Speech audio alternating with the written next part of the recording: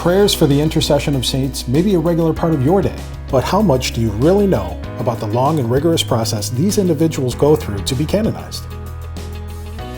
The first step, servant of God. It all begins when the bishop of the diocese in which the individual died petitions the Vatican's Congregation for the Causes of Saints to allow the cause to begin.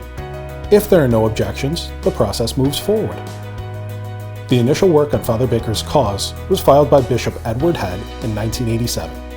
At that point, OLV's Monsignor Robert Wirtz was chosen to oversee the collection of materials that was then presented to the members of the congregation. Father Baker was named Servant of God at that time.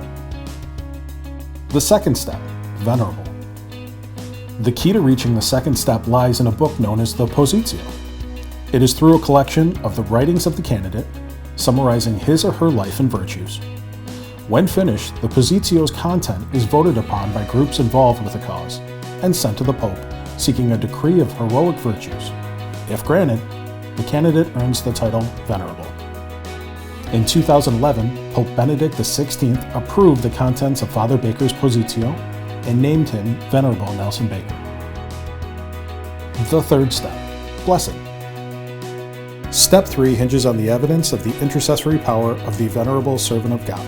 A miracle, if you will. There are different types of miracles that can be submitted and considered. A majority are medical, but proving that a cure defies natural cause explanation is very difficult. Each claim also needs to be reviewed by a theological commission to determine if the miracle resulted through the intercession of the candidate alone. When evidence of the intercessory power is approved by the congregation, the Pope will grant a decree of a miracle. Also at this time, the candidate would receive a feast day that is added to the Church's calendar. The final step, sainthood. After beatification, the Church looks for a second miracle before proceeding to canonization. The process is the same as it was for the one that resulted in beatification. So, once again, the consent of the Holy Father is required. When granted, canonization is possible. A Mass, divine office, and other acts of veneration are now offered through the Universal Church.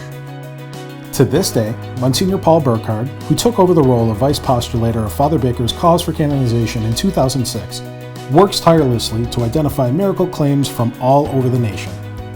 Due to the widespread impact of Father Baker's City of Charity, he remains hopeful and, most importantly, patient. What can you do?